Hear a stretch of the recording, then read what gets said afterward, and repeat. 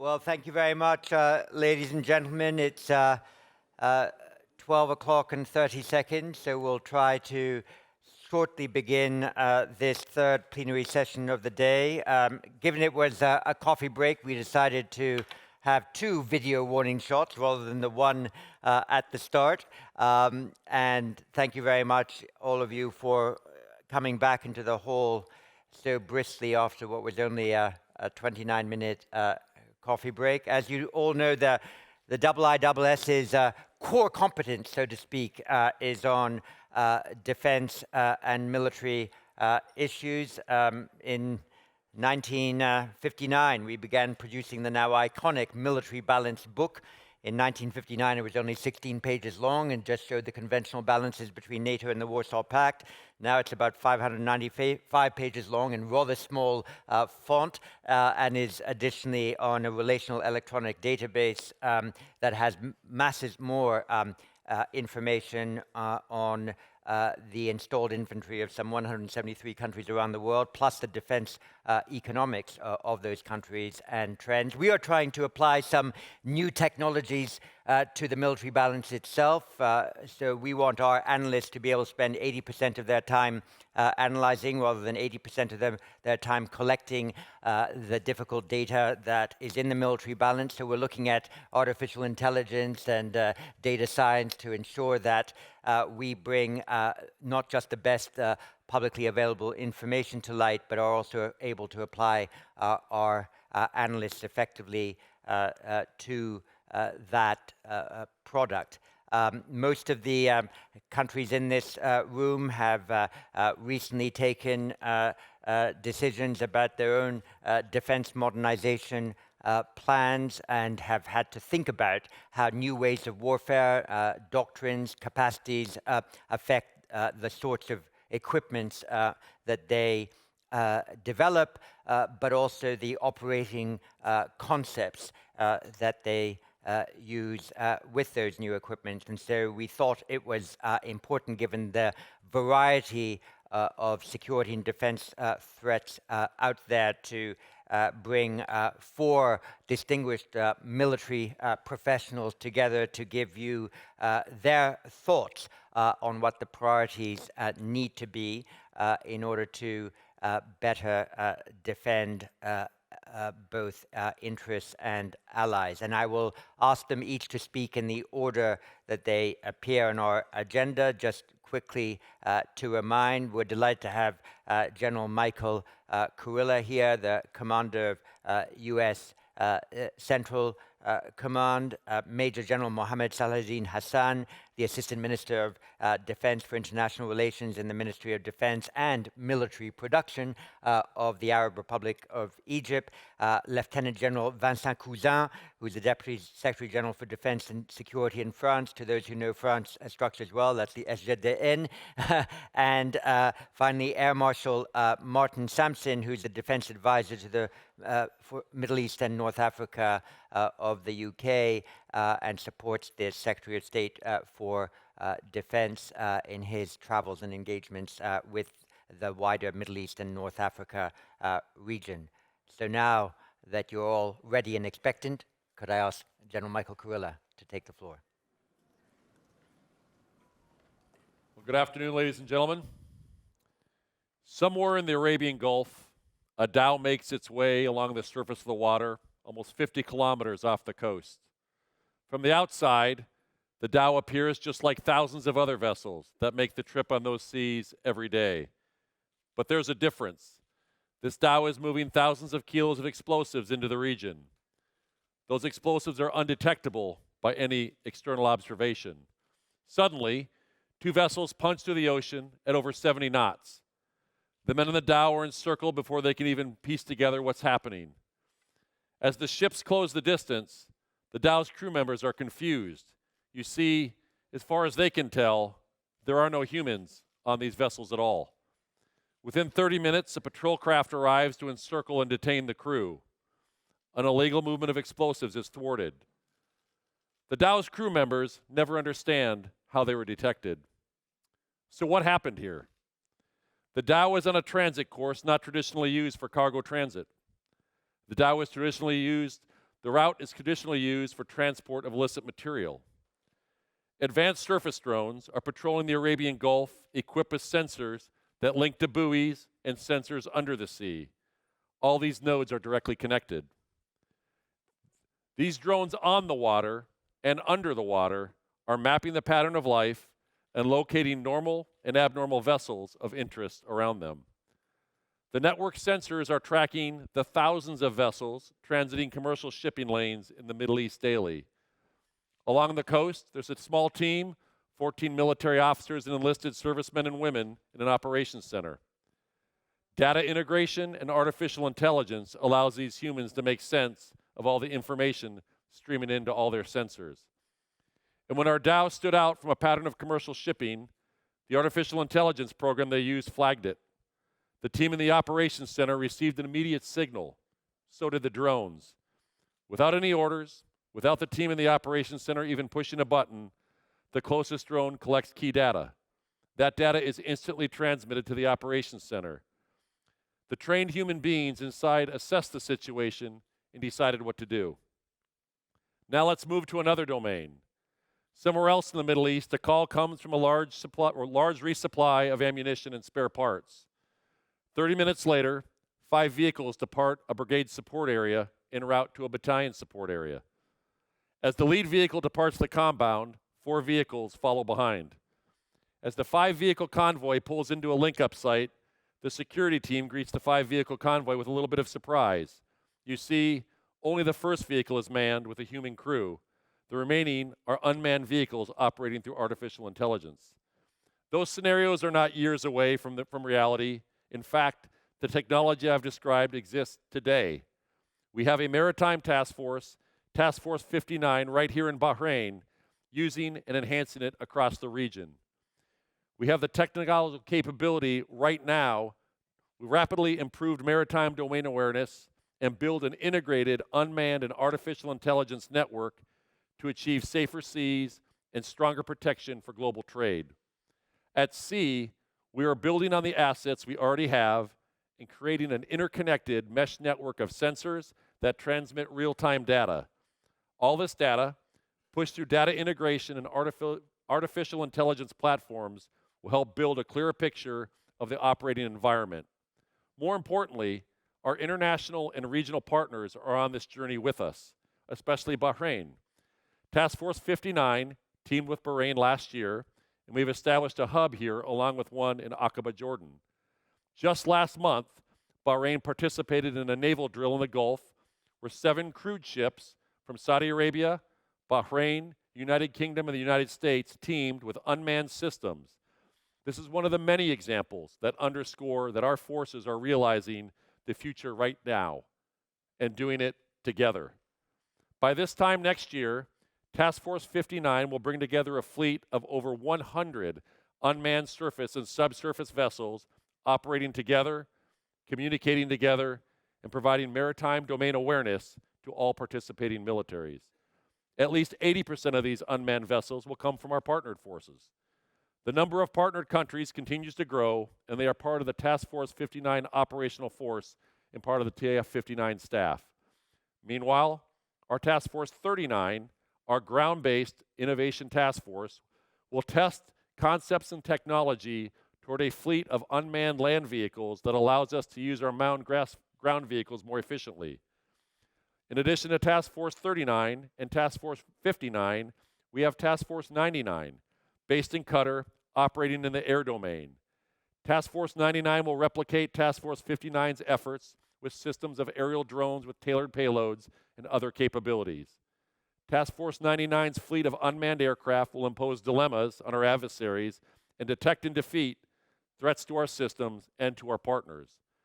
The sensors of these unmanned systems will constantly pick up information, giving us eyes and ears on the sea, on land, and in the sky at all times. Combined, these unmanned systems will operate on the same mesh network, feeding reams of data to the AI program that sorts it all out, makes sense of it, and pushes critical information to analysts in real time. Those analysts are sharing this information with partnered forces, all of whom share the same threat picture and the same information.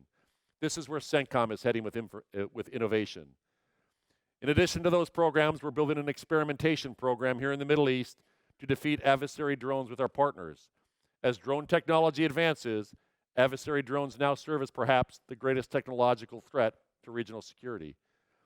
Our experimentation partnership here in the Middle East will focus on new capabilities, new technologies, and new techniques to defeat the systems.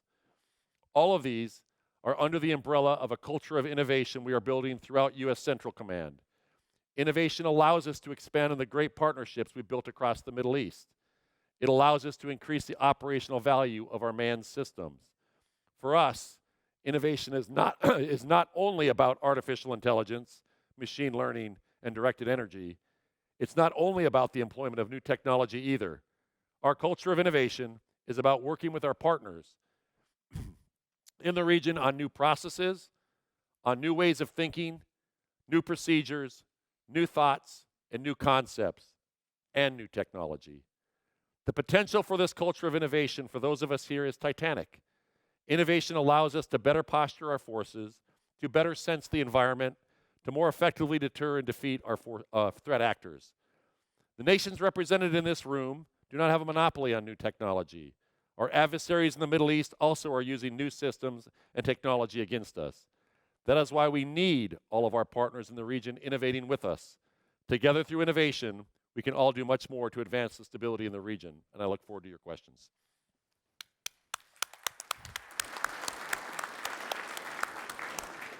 Thank you very much for bringing to life, especially in your first 2 or 3 descriptions, this important culture of innovation. Assistant Minister, the floor is yours.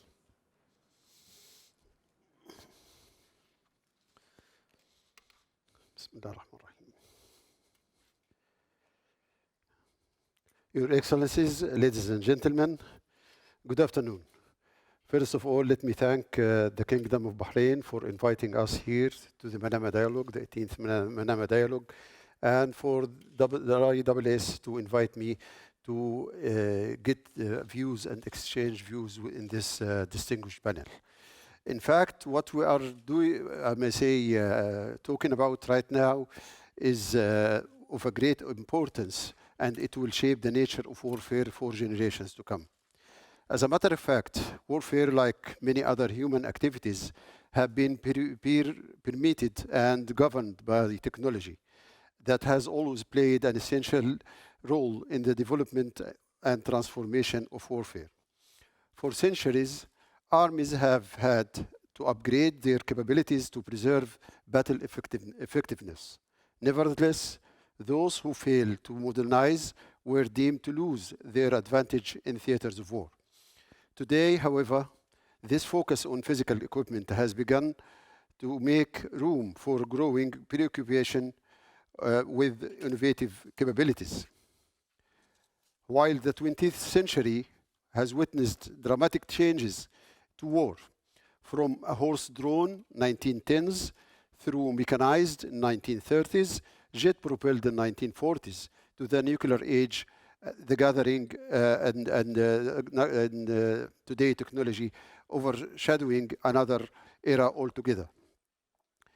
From earliest times, critical relationship has existed between military technology and the tactics of their employment. The ultimate purpose of military technology has always been to be successful in combat.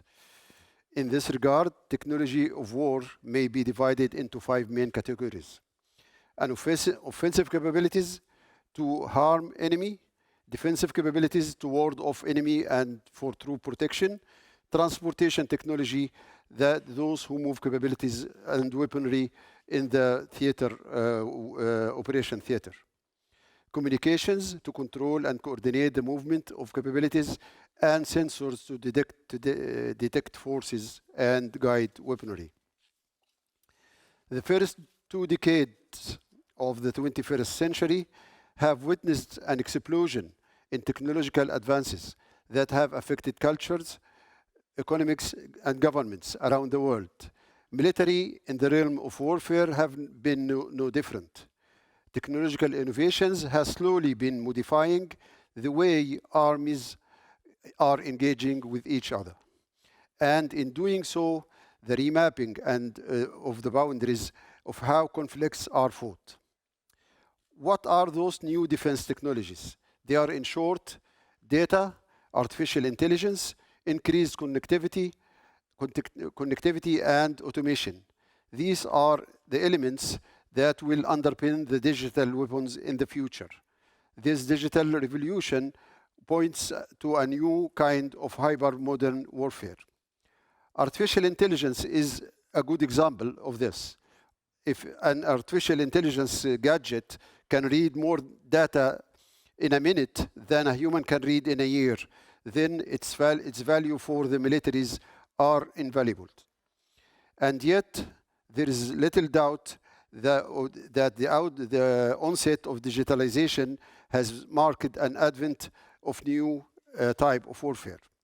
This is defined by hybridity between established and emergent technologies, or in other words, the fusion of industrial hardware with new electronic development. Recent conflicts have accentuated this. Drones are able to automatically locate their own targets and then eliminate them through self-destruction, launched at a press of a button and of a fraction of cost to any traditional air asset.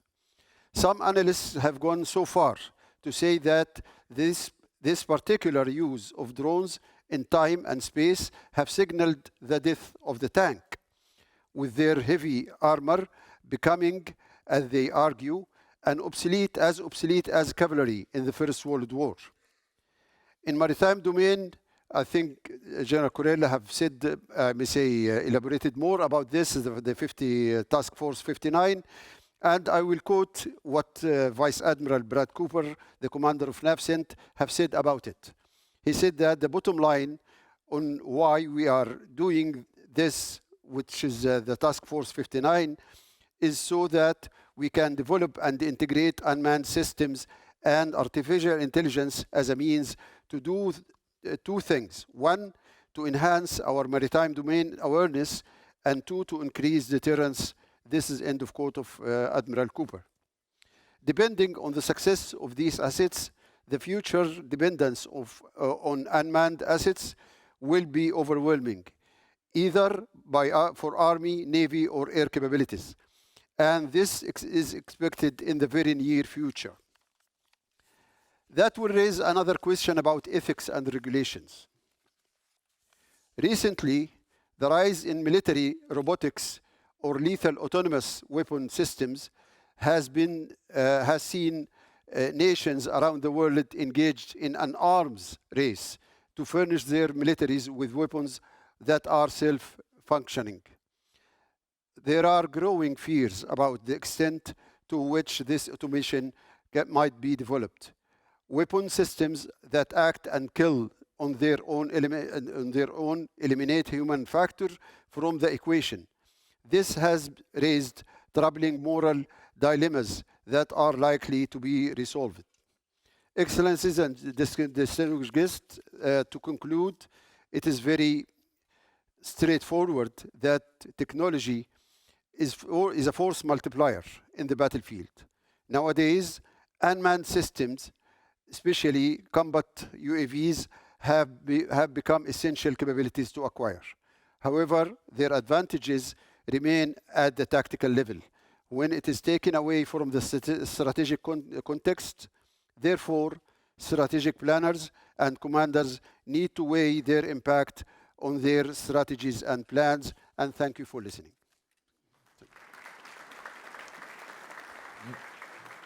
Minister, thank you very much for those very precise and helpful comments, and I'm sure we're going to have quite a discussion about uninhabited aerial vehicles and drones and the like. General, the floor is yours.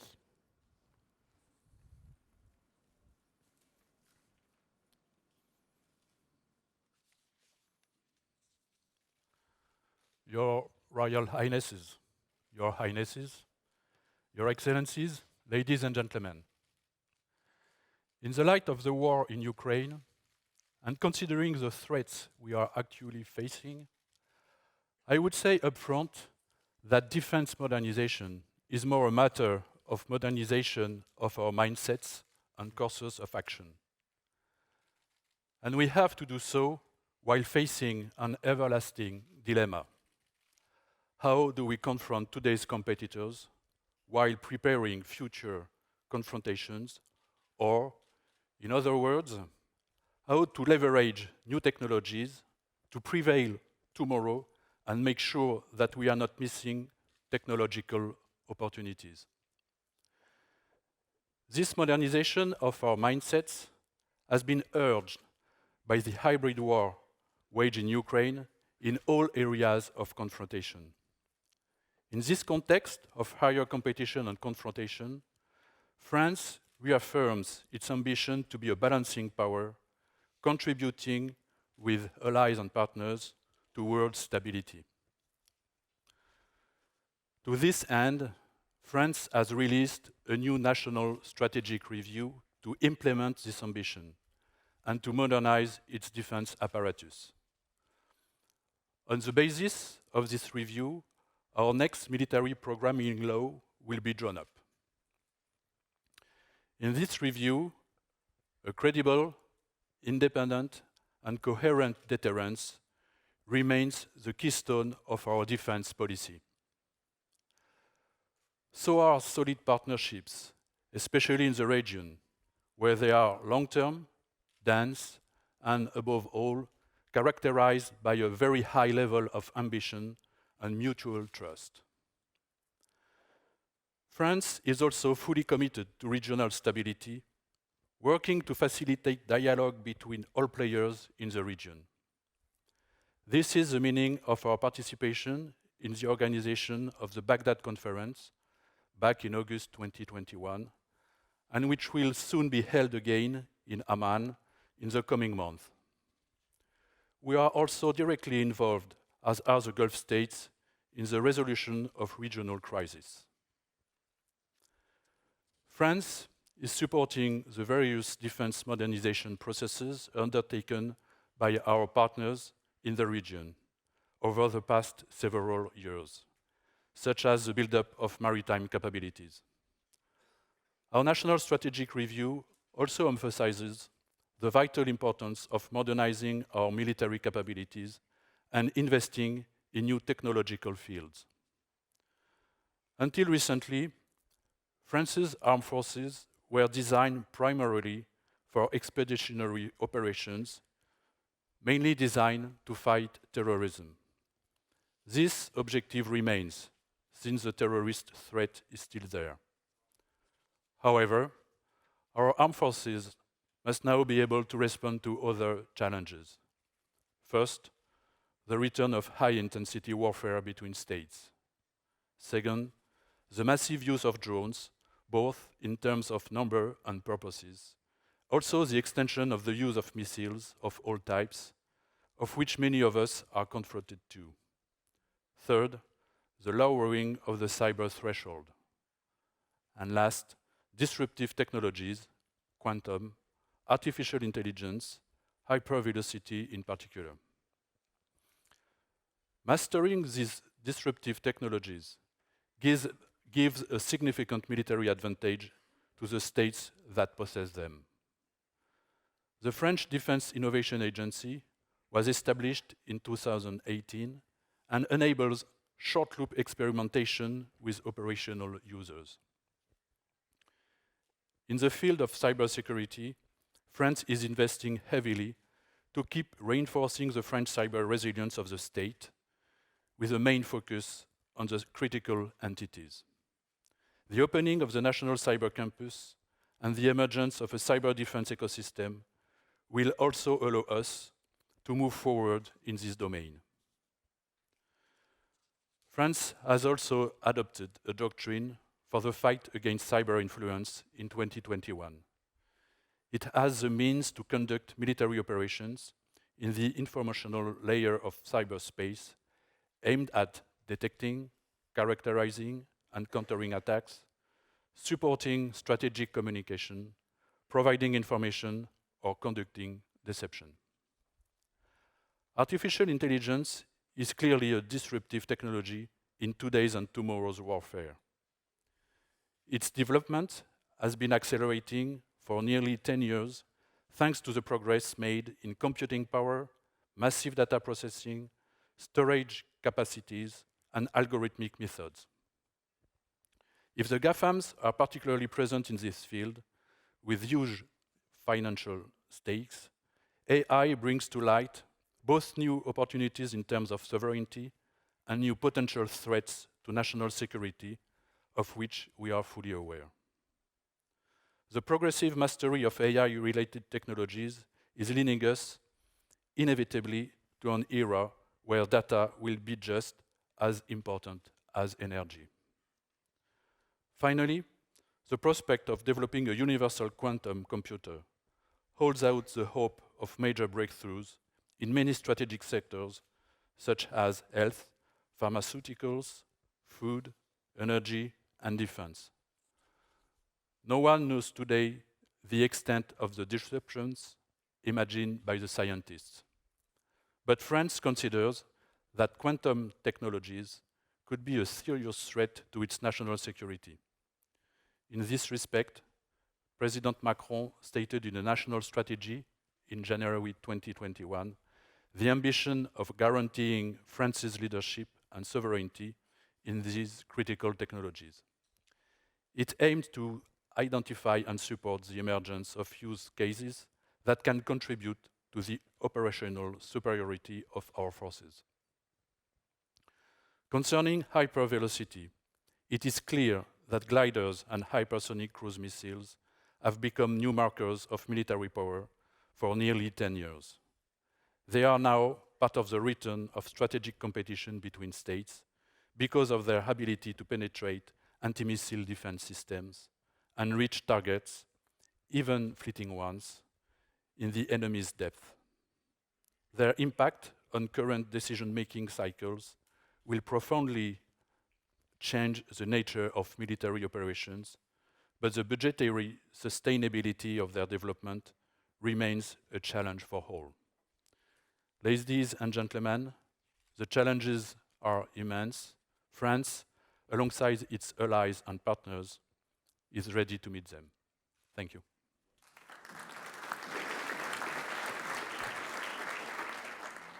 General, thank you very much for those remarks and identifying a number of other new technologies that are a challenge for those who are developing defense doctrine as much as anything else. Air Marshal Sampson.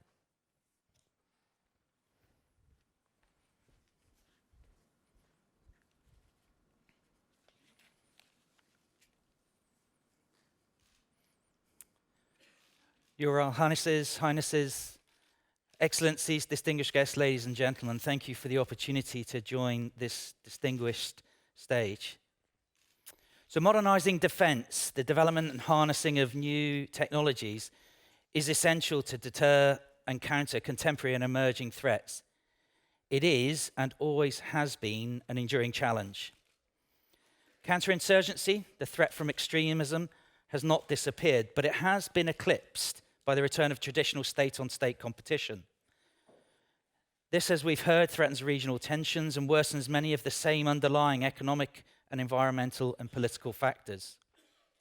Today's conflicts, instability, challenges, and opportunities set the context and drive defense modernization and new technologies. And as such, there's 3 points that I'd like to offer up ahead of the discussion. First, that Russia's invasion of Ukraine is part of a struggle for the future world order, a struggle that's also being played out very clearly in the Middle East, the Indo-Pacific, and every bit as much as it is in Eastern Europe. Second, my belief that the best antidote to this challenge is to be found in the strength of our partnerships, military, industrial, academic, and the willingness of responsible nations to leverage our collective technological strengths, and ultimately, our military power. Third and finally, to talk a little bit about how this approach is guiding the modernization of the British Armed Forces as we become more global, more agile, and more lethal. So the challenge to world order, 3 global crises are playing out concurrently with many other regional instabilities. In Europe, Russia's invasion of Ukraine is more than just a single violation of international law. It's a pattern of behavior from Russia that has been evident for many years and touches every corner of the globe. Each one we have not been able to counter. From the downing of a Malaysian Airlines jet, radiological poisonings on British soil, mercenaries in Mali, and the reckless use of cluster munitions and incendiary weapons in Syria. And now the prospect of energy shortages in Europe, food shortages in Africa, and the dark shadow of nuclear intimidation mean that we truly face a global crisis. As we move to center on the Gulf, we face a second global challenge from Iran. For Tehran too, there's a pattern of these types of behaviors. As Foreign Secretary Cleverly has said, earlier this year, the Royal Navy frigate HMS Montrose intercepted some of these weapons and components that are and were and still intended to be striking targets in this peninsula. The remains of Iranian drones downed in Ukraine enable us to establish a very clear link between Iranian support to Russia. And what this does is it does present an opportunity for Iran to develop these capabilities to further undermine stability and security in the Gulf, and to do so even faster. Then as we move to East Asia, we have another Russian ally, North Korea, at the heart of the third global crisis, one that's already seen over 40 ballistic missiles launched this year, including some since we convened here in Manama. So whether it's Putin's sense of impunity, the destabilizing effect of Iran's behavior, or North Korea's belligerence, none of these threats exist in isolation. So our defense challenge is broader than ever, and our reliance on technology non-discretionary. The United Kingdom believes the best response to this challenge is to be found in the collective power of our alliances and partners, including industry, academia, and science, and to leverage this power to strengthen and defend not just our activities and our equipments, but also the international system. So on alliances, we can see the vast majority of the world coming together in support of Ukraine, but the same has been true here. The same has been true in the Indian Ocean for the past 20 years through the extraordinary combined maritime forces, which unites 34 nations from around the Euro-Atlantic, the Middle East, and the Indo-Pacific. This is why the British Armed Forces have been consciously developing a more persistent presence here over the past decade. Physically, our naval facilities in Bahrain and the Omani port of Duqm. It includes a joint squadron, Typhoon Squadron, with Qatar, and the British Army's new hubs for a permanent presence in Oman and Kenya. We do recognize this region's position as a crossroads between East and West, as an artery of global trade and a springboard across to the Indian Ocean and the Pacific. So the modernisation of UK defence at the strategic level is not a zero-sum game, because the alternative for us is that we become an introspective, cautious nation that looks the other way, and that is not the United Kingdom. The UK is an outward-facing nation and nuclear power, a permanent member of the United Nations Security Council, and a trading nation with the world's fifth largest economy. Our interests and responsibilities are global, so are our ambitions, but most importantly, so are our responsibilities. So we have a depth and a breadth of expertise to offer our partners, not just through an extensive global diplomatic network, but through our world-class military education and thinking, and also through innovation and the breadth and depth of capability within our defence industrial base. There are some real tangible opportunities here, an example of which is the UK's sixth-generation fighter programme. This is modern technology and innovation at the strategic level. It has enormous potential to bring like-minded partners like those in the room together, not just industrially and militarily, but from a societal perspective, in bringing a brighter future for our young people, and all in support of common interests. We're well down this path. Our most important land, sea, air equipment programs, as well as cyber programs, belong and always will belong to a global community of operators. This opens up even more avenues for closer cooperation. Perhaps more importantly, and talking a little bit more about modernisation and innovation, we are drawing all of our strength, on research and development with our partners to accelerate the pace of technological innovation. The Royal Navy's first uncrewed mine countermeasures systems arrive in Bahrain here next year, in place of our traditional vessels, to contribute to Task Force 59 and to ensure that we continue to play our part in keeping the region's vital waterways open. And then there are the emerging domains and next generation technologies, which I hope we will get to in questions. Cyber and space, hypersonics, quantum computing, directed energy, robotics, autonomous underwater capabilities. These all offer decisive advantage, but perhaps also we need green initiatives which will future-proof our strength. These are some of the areas that are driving the UK's defence modernisation at the strategic level, but it is underpinned by a conscious effort to inject innovation as well as technology into our defence and security architecture. The tenets of last year's integrated review, which were the acute threat posed by Russia, the importance of collective defence and nuclear deterrence, are broadly correct. But we have to learn the lessons, the contemporary lessons now from Ukraine. We have to become more lethal and more agile, more resilient in our supply chains and in our industrial base, and far more sophisticated in how we integrate land, sea, and air with cyber and space. And most importantly, how we share that experience and strengthen our connections with allies and partners. I look forward to hearing your thoughts in our discussion. Thank you.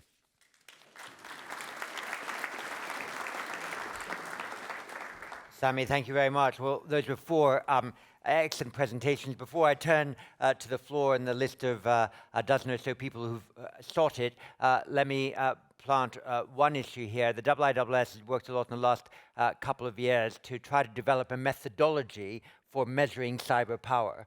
And we've worked with Paul Nakasone in the NSA and with Jeremy Fleming in GCHQ and colleagues in France and Australia and other places to try to get the best professional assessment for what it is required to move from a sort of tier 3 cyber capacity to a tier 2 cyber capacity. And since in this part of the world there are persistent cyber threats, especially coming often from the Islamic Republic of Iran, it might be interesting to hear eventually from our panelists what kind of sharing of breadth of experience, to use Sami's phrase, is possible working with your Gulf allies and partners and others in the Middle East to ensure there is sufficient cyber resilience to deal with this very unconventional and novel threat, where even countries such as the Islamic Republic of Iran, whose capacities might not be in their first tier, their impact might be quite high because they have minimal legal constraints in the application of their cyber capacities. So I will plant that, as it were, with all four of our speakers and turn to Paul Rimmer in the UK first. Thank you, John, and thank you to the speakers. You set out between you quite a compelling vision of the military advantages of new technologies and the kind of techniques involved. At least one of those, artificial intelligence, has been described as a new technology for quite a few years now. So I wondered if you could say something more about the obstacles that are in the way of allowing you to realize there's some military advantages of the technologies you're discussing. Thank you.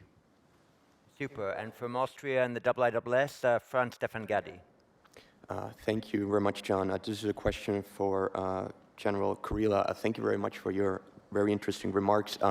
My question pertains to likely force structure changes and force posture changes, in particular in the region as a result of the use of uninhabited platforms, artificial intelligence, and so forth. Do you see any major changes in the next 10 years? Do you, for example, foresee a reduction in manpower? And what implications would that have for deterrence here in the region? Thank you. Thank you very much. And from Jordan, Ali Sharaf Nasser bin Nasser. Yes, thank you, John, and thanks to all the speakers. I have a comment really just for the speakers. Each of you separately spoke about the growing lethality, complexity, and indiscriminate nature of these conventional systems, these disruptive conventional systems such as drones. I'd like to point out that these attributes, complexity, indiscrimination, and lethality, are also attributes of WMDs. And I wanted to see if the speakers would respond to this observation and comment on whether we need to be considering any international controls on the governance and proliferation of these systems, similar to those that exist for WMDs. Thank you. Thank you very much. And from the UK and also the IISS, Fenella McGurty, our defense economist. Thank you, John, and thanks to the excellent panel. My question is primarily for Air Marshal Sampson. You mentioned that need for more lethal and agile supply chains and security in the industrial base. Can you talk to the concrete steps that the UK is taking to ensure this and how it will continue to be possible in light of the more constrained budgetary environment facing the UK? And a similar question for General Cousin, who also mentioned budgetary sustainability and development.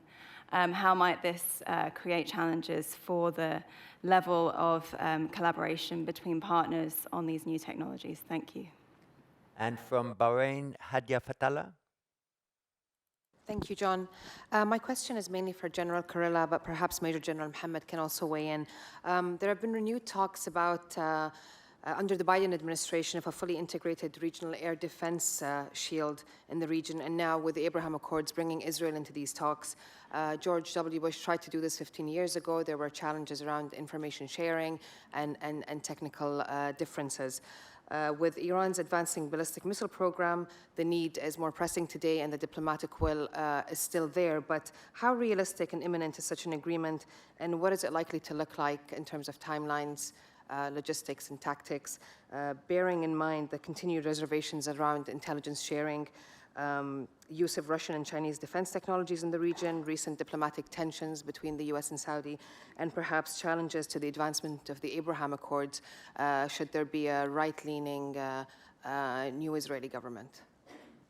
Thank you very much. And from Saudi Arabia, Faisal Al-Fuzan. Yeah, thanks, John.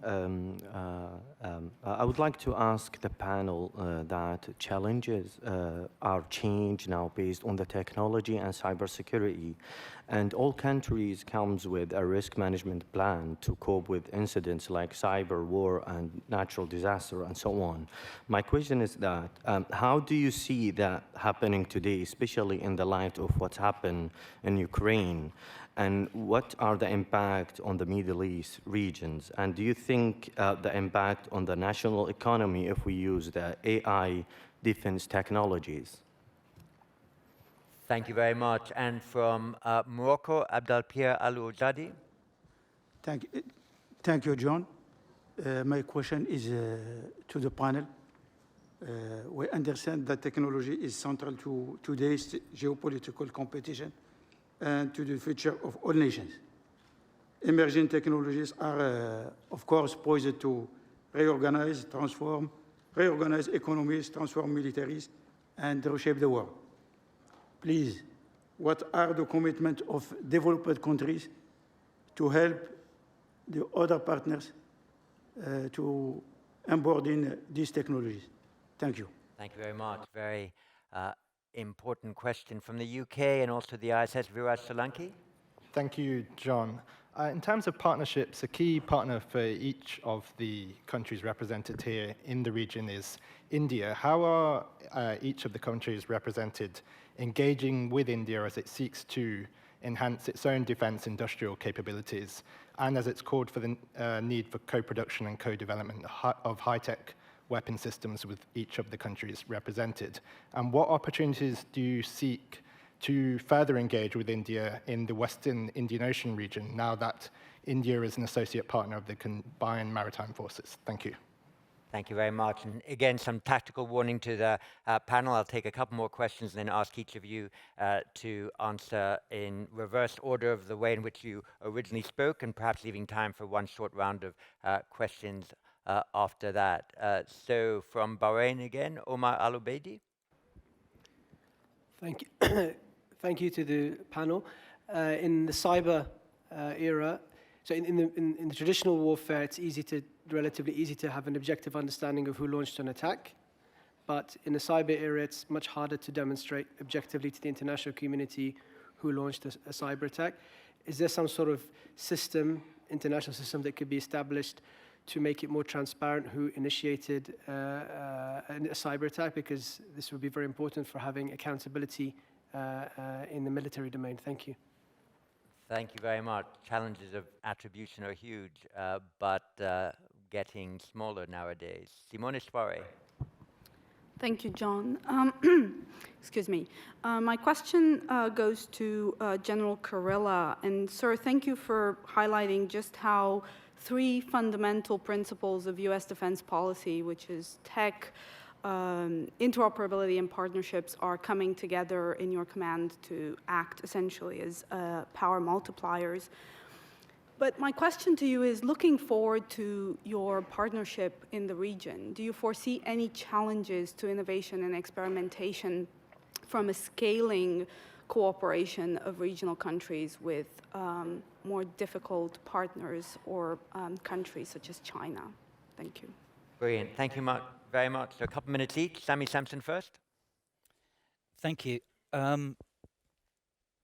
I think there is an interesting kind of theme here, which is focused around technology being things and the challenges of integrating things, sharing things, co-developing things.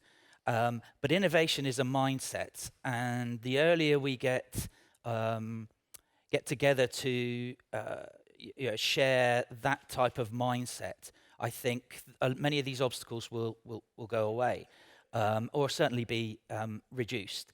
Because the harsh reality is that many of the things that people have spoken about in terms of technologies exists in the commercial sector, in academic institutions, in those of our adversaries, our competitors, etc. And there are bright young things. AI, the obstacles around AI have been around for a long time. It's always 5 years away. Many things are 5 years away until the day that they appear. And that's not because the technology is around, it's because people are more innovative with their use of those technologies.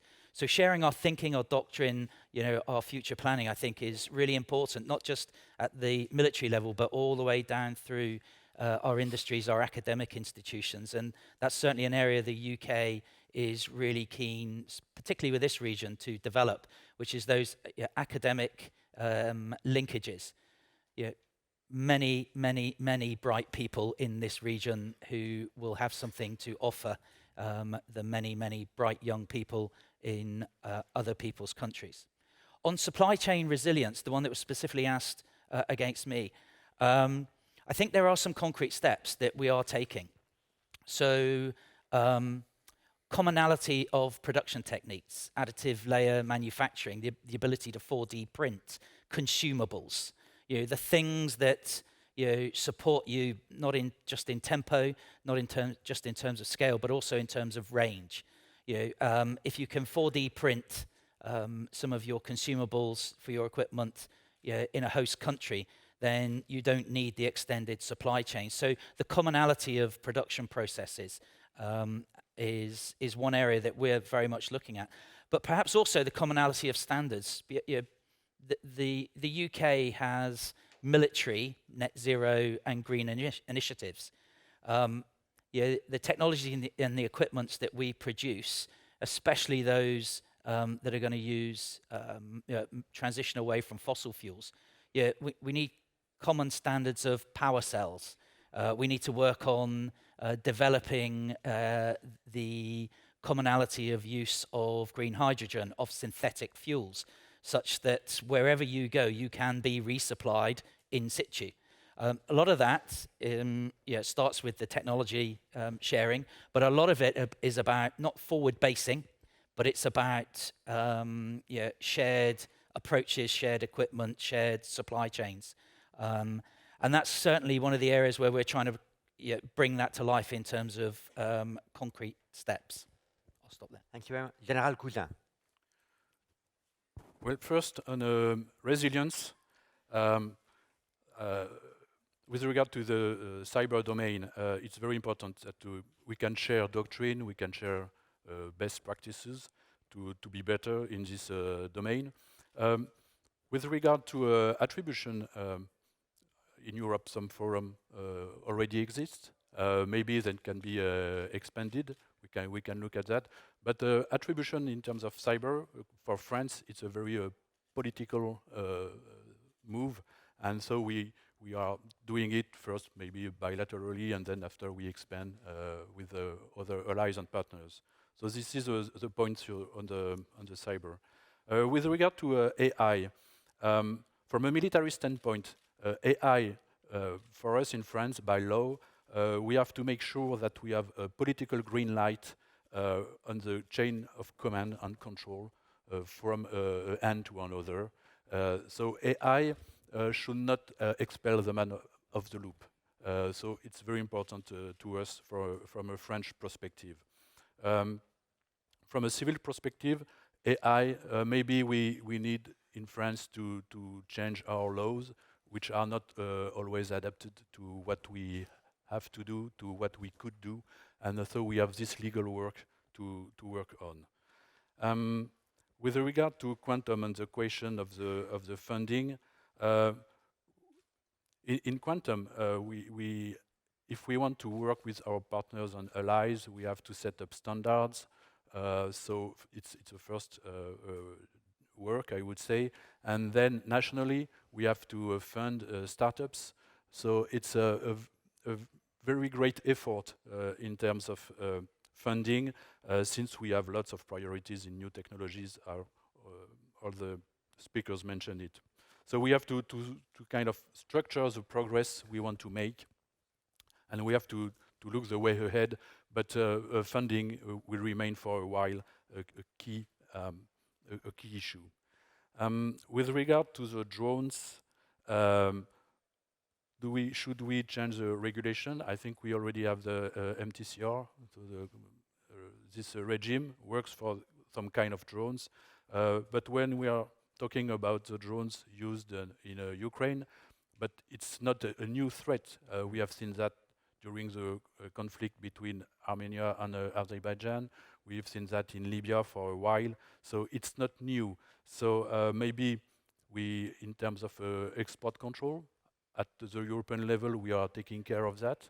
So, but maybe we can expand this kind of regulations to be better, to try to master or to refrain this proliferation in this domain. With regard to cooperation generally, we France have limited resources, and so in terms of cyber, for instance, if we want to expand our collaborations, it's a good move to start by bilateral relationship, since we have limited resources, and if we want to match precisely exactly the requirements of our partners, so I think we have to move step by step. It could be. We think it's more efficient to start by bilateral relationships and then to put together what we have. Thank you very much, Assistant Minister. Thank you. First, I'll respond to say the comparison between the modern autonomous weapon systems and weapons of mass destruction. In fact, if we go back in history, before World War I and during World War I, the weapons of mass destruction was not prohibited. They were not banned at that time. But when humanity, I may say, got the scale and of their, I may say, harm, they got, I may say, to their senses and made that convention to ban the weapons of mass destruction, either at that time chemical or biological. And I think we have to see something new right now for something like this, because it is not only the use of autonomous systems, but to provide them to what's so-called non-state actors. If they are on theater, they are actors. If they are on the field carrying weapons, they are terrorists. They are not actors. In fact, we have seen, for example, in Egypt, I may say, terrorist groups were provided with manpads and anti-tank missiles. Right now, as we speak right now, militias in the West Libya, they have drones. And those people, I may say, using these things we should have some sort of control before, let me say, getting the implications of such an act. And in fact, this is a good comparison between both of them. I think humanity should go to their senses and put some sort of restriction on the, let me say, proliferation of these systems to other actors. Again, in the regional, let me say, cooperation, if we just look at the range of any missile that can cross so many countries. So what I think that, I may say, I'll borrow the example of the Kuwaiti foreign minister this morning have said about a blaze in Kuwait and black snow on Himalaya. So again, if you are looking for air defense, you are not looking just for your country's air defense. You have to look about, I may say, the regional air defense. And this is what I might say about this. Thank you. Thank you very much, General Kurilla. Okay, so I'll take the first two questions there and a couple of the others if we have time. One of the questions was on the difficulties and barriers of implementing the AI and the unmanned systems that we find. So really, I think it comes down to four things. You have to have an organizational culture that embraces data, that understands data and treats it as a strategic weapon. You got to have data literacy. At my age, I have two daughters. They understand data very well. They grew up with an iPhone. What we find is there's an education process really for our mid-grade officers and above, whereas a lot of our younger generation, both our enlisted and officers, come in with a very high level of data literacy. So what is the education process to make them data literate? The other thing you got to have is the right policies and data governance and management. How do you manage your data within the organization? And the last one I would say is on the infrastructure. When I'm talking about data infrastructure is the ability to cloud store and cloud compute. That is what helps us. A lot of artificial intelligence is all about labeling. How do you label your data? How do you organize your data? How do you store your data to be able to run the algorithms against it? If I had $1 million, I would spend $990,000 of it on labeling and $10,000 of it on algorithms. You can develop the algorithms. The key is getting the labeling correct. Again, our younger generation understands this. One of the things that we do is to make sure that we test and we say, how is the AI helping us, the artificial intelligence helping us? So we'll do some baseline testing and we'll take a problem set, whether that's identification of something in satellite imagery. We'll take just humans alone and see how do they do, what was the accuracy, what was the time it took. We'll take artificial intelligence alone, and then we'll take what we find the most effective is humans enabled by artificial intelligence. The other thing we have to do is we do got to find those experts inside the organization, and there's not a challenge of having enough of them, it's identifying them. We just recently had an example from my last organization. We had an individual who joined to us. He came from Ghana. He was working on his PhD in computer science and programming, and he was a truck driver. And so we had to find that skill in him and pull it out and put him in the right job to be able to work on the problem sets we wanted him to do. So really it's a talent identification problem out there and then a talent management. A question on how artificial intelligence and unmanned is going to affect the region in terms of force posture. I don't foresee large changes in our force posture, but what it does allow us to do is more effectively use our manned platforms. So right now, one destroyer in the Red Sea, for those that understand California, that's one police car patrolling the sides of California. So if we can have unmanned systems that act as indications and warnings, and the vignette I use is a very realistic vignette to more effectively use that precious manned asset, that manned platform, whether it be a patrol craft, a helicopter, or a destroyer, to effectively place that in the right place to be able to make the right decisions and take action going forward. The question on India, India is not part of CENTCOM, but they're an incredibly important country for us. They actually are part of the Combined Maritime Force, and they join with that of the 34 countries that are part of that, which, as you know, is the largest maritime partnership in the world right now, with the 4 task forces doing incredible work each and every day for keeping the seas safe. Thank you very much. Just a little geek comment. It's always fascinating for people to know that Chile is part of both Southcom and Indo-Pacific Command, and I think the Indians have noticed that and wonder whether they can be part of two commands also at the same time and ensure that there's proper transition between the oceans. We'll go back for about 3 or 4 questions and then give everybody 90 seconds or so to conclude. Before, I'll try to get as many as I can. Bastian Giegrick from Germany. Thank you very much. I wondered whether we can put some of the themes of the panel into a slightly more specific context. You all spoke about technology, uncrewed systems, and so on. You spoke about partnerships, and you spoke about, at least some of you, about the importance of situational awareness and wider ISR tasks. If we put that in the context of the multifaceted challenges posed by Iran that have already been voiced here a couple of times, and if we think about assessing those challenges, defending against those challenges, and deterring those challenges, what gaps do you think still exist, specifically with reference to ISR, in the capability mix and also in terms of interoperability here in the region? Thank you. From France, Erwan Ebrey. Thanks, John.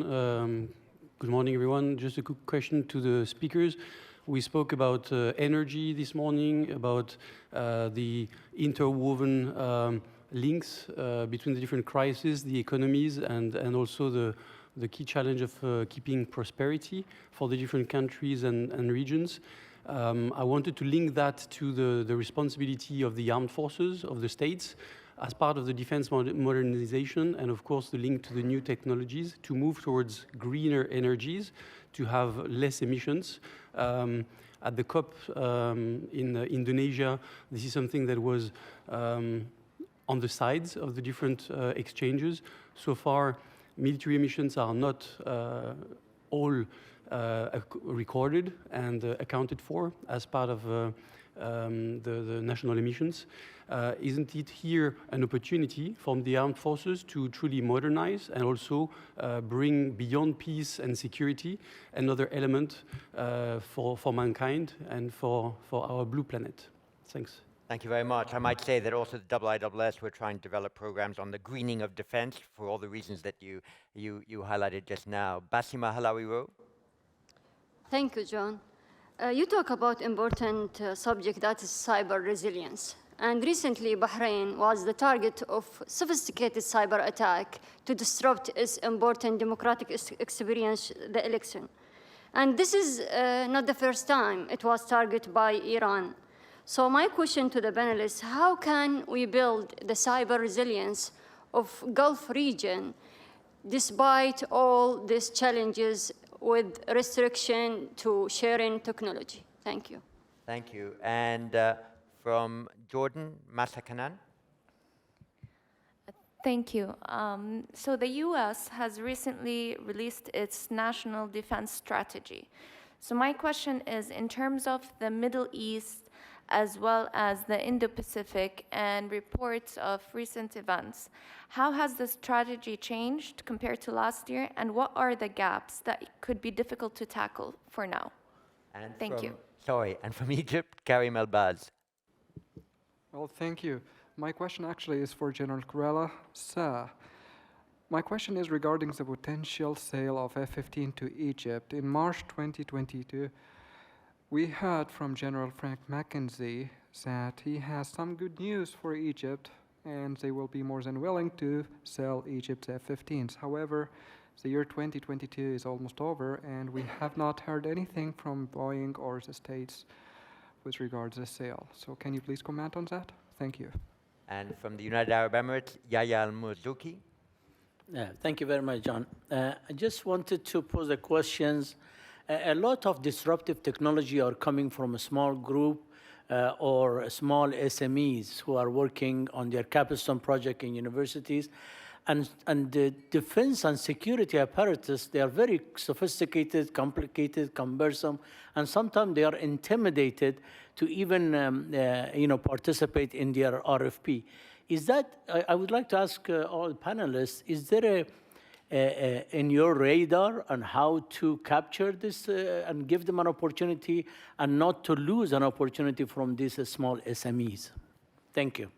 Thank you. And one more before I go back to the panel in the same reverse order as I used last time. And I apologize to the 18 others who I can't include. Kevin Thivon, France.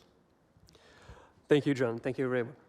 So in 2022, we have heard a lot of countries declaring they intend to increase their defense budget and efforts to rearm.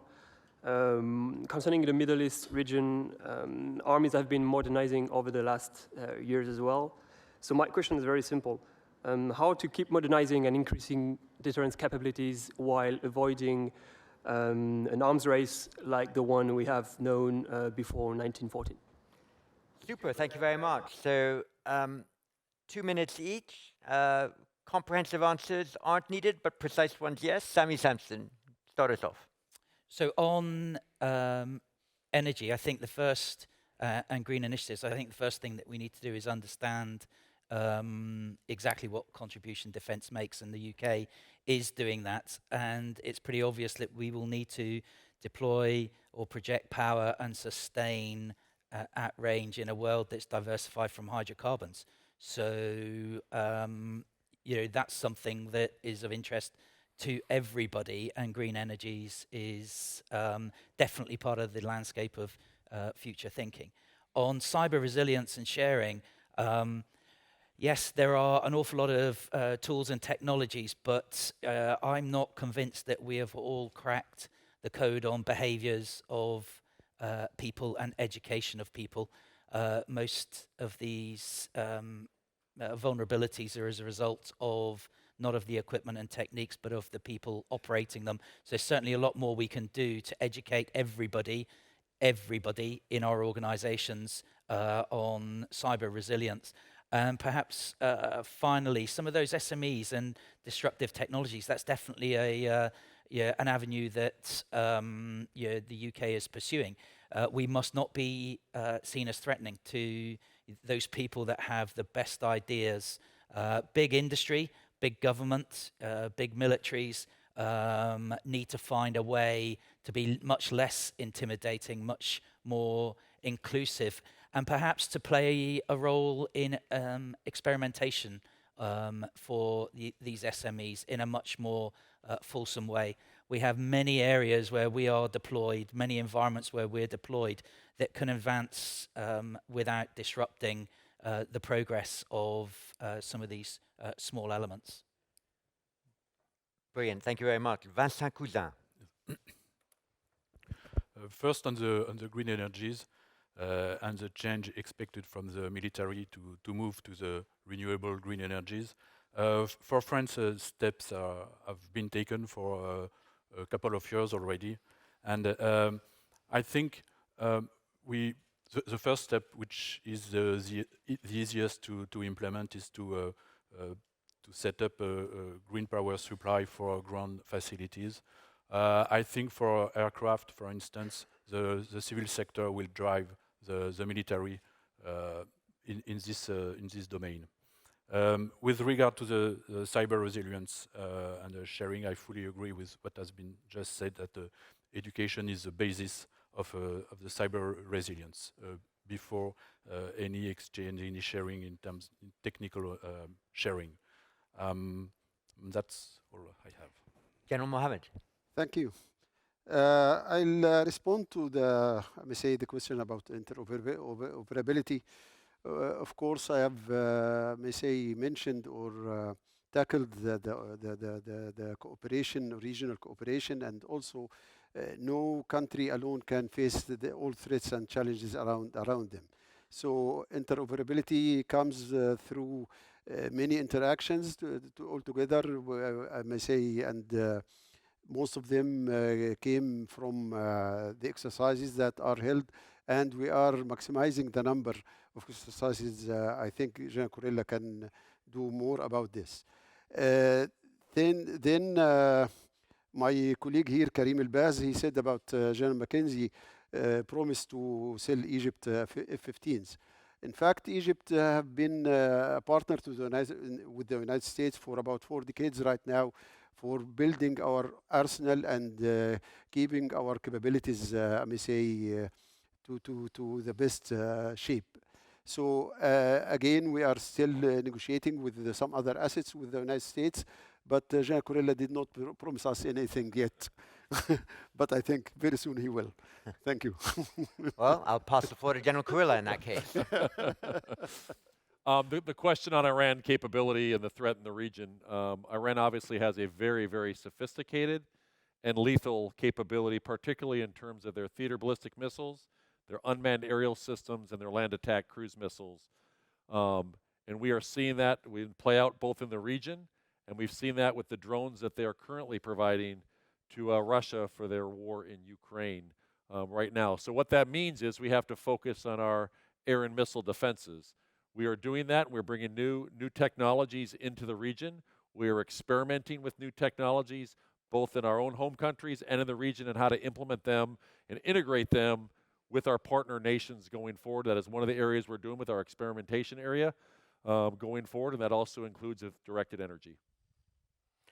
Brilliant, thank you very much. Well, again, two very easy things for all of you to do. The second is to proceed to lunch and have it fully digested by 3:10 so that you're here at 3:15. And the first is to thank our panelists for their brilliant presentations. Thank you.